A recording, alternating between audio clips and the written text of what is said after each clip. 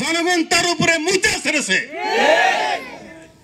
এই শাস্তিটা আল্লাহ তাআলা কবুল করেছিলেন বলি হয়েছে, আর এটা এমনি হয় নাই। আমার দলের 11 জন শীর্ষস্থানীয় নেতা, তাদের রক্ত গেছে। আল্লামা দিলওয়ার হোসেন সাঈদী তার মধ্যে একজন কোরআনের পাখিকে হত্যা করা হয়েছে। আবু সাইদ বুগদুদের মতো অনেক তরুণ তাজা প্রাণ এই দেশের মাটিতে রক্ত ঢেলে দিয়েছে। রাজনৈতিক ময়দান এবি উর্বর হয়েছে।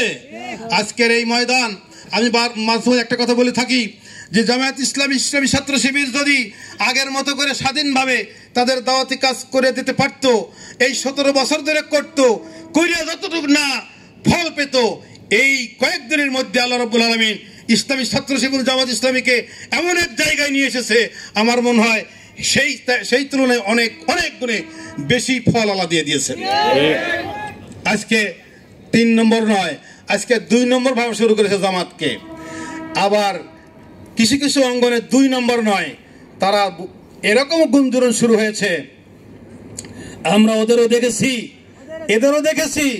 আমরা আর কিছুকে নতুন ভাবে দেখতে চাই। এই নতুন ভাবে দেখা মানেই হচ্ছে কোরআনের পক্ষে তারা আজকে সিল দিতে রাজি। আজকে তারা জামাত ইসলামী ছাত্র শিবিরের পক্ষে কাজ করতে উদ্গ্রীব হয়ে আছে।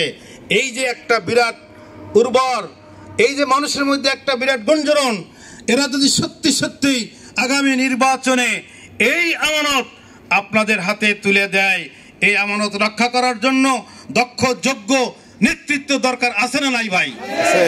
এই যোগ্য দক্ষ নেতৃত্ব কি আসমান থেকে টুবুস করে পড়বে না? এই নেতৃত্ব তৈরি করার জন্যই ছাত্র অঙ্গনে ইসলামী ছাত্র শিবির আর বৃহত্তর অঙ্গনে জামাত ইসলামী কাজ করে যাচ্ছে। জামাত ইসলামী একজন হঠাৎ করে নেতা হওয়া যায় না, হঠাৎ করে একজন দায়িত্বশীল হওয়া যায় না। এখানে আগে সমর্থক হতে হয়, তাই না?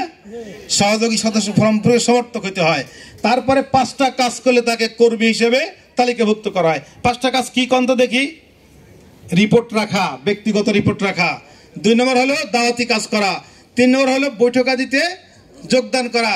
4 নম্বর হলো নিয়মিত ইয়ানত দেওয়া, নির্দিষ্ট একটা অংশ আল্লাহর পথে জিহাদ ফি সাবিলিল্লাহ স্বরূপ খরচ করা।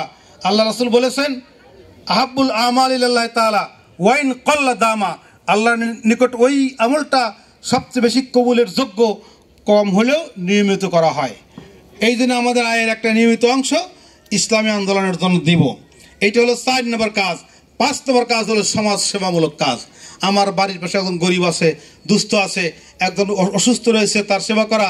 এমনি করে একজন মারা গেছে, তার জানাজায় যাওয়া, দাফন কাফনে শরীক হওয়া, কবর তুলে দেওয়া ইত্যাদি, এক কথায় সামাজিক কাজ যত, এইগুলো করা। এই 5টা কাজ যদি করে তাহলে সেই ব্যক্তিকে কর্মী হিসেবে ঘোষণা করা হয়।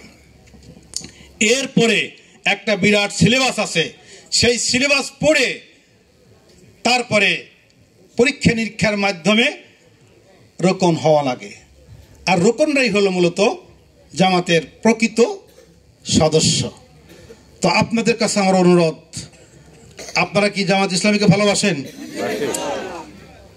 এই ভালোবাসা আল্লাহর জন্যে। জামাত ইসলামীকে ভালোবাসলে আপনারা পর্যায়ক্রমে, যেহেতু আজকে সাধারণ সভার দাওয়াতই হলো জামাতের দাওয়াত, ইসলামের দাওয়াত, আপনারা জামাত ইসলামীকে বোঝার জন্য জামাতের বিশাল সাহিত্য ভাণ্ডার আছে, পড়বেন। পার্শ্ববর্তী যারা জামাতের দায়িত্বশীল আছে, কর্মী আছে, বিশেষ করে রোকন আছে, তাদের সাথে যোগাযোগ করে জামাত সম্বন্ধে বই পুস্তক নিয়ে পড়ে অভিজ্ঞতা অর্জন করে আপনি যদি বাস্তবিক পক্ষে জেনে বুঝে জামাতে আসেন, তাহলে আসল জামাত করা হলো। আর হুজুকের মাধ্যমে করলে আজ আছি কাল নাও থাকতে পারি, ঠিক কিনা বলেন? এই জন্যে জেনে বুঝে জামাত ইসলামীতে শরিক হবেন। কারা কারা সমর্থক পূরণ করে জামাতের মধ্যে অংশগ্রহণ করেছেন, জামাতের সমর্থক হয়েছেন, অথবা তারপরে কর্মীত্ব দিয়েছেন, এলা হাত তোলেন যদি কারা কারা হয়েছেন, সমর্থক ফর্ম পূরণ করছেন। আমার মনে হয় এই অল্প কিছু হয়েছে, আর বাদ বাকিরা সব বাকি আছেন। আমাদের জামাতে যোগদান করার সমর্থক ফরম আছে, এই দায়িত্বশীলদের কাছে এই ফরমের লিখিতভাবে আপনারা সমর্থন জানাবেন, জামাতের সমর্থক হবেন। তারপরে বৈঠকাদিতে গিয়ে কর্মী হওয়ার চেষ্টা করবেন।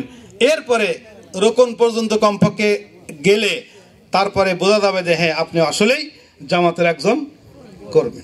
সম্মানিত ভাইয়েরা, অনেক রাত হয়েছে, আপনারা ধৈর্যের সাথে এই দীর্ঘ সময় এখানে অপেক্ষা করলেন, এটা নিশ্চয়ই আল্লাহর সন্তুষ্টির জন্য। আল্লাহ তাআলা এই সময়টুকু কবুল করুক, এই সময়টুকু আল্লাহ তাআলা আমাদের নাজাতের জরিয়া বানায় দিক। আমি আপনাদের সুস্বাস্থ্য মঙ্গল কামনা করে আমার সংক্ষিপ্ত কথা আজকে এখানে শেষ করছি।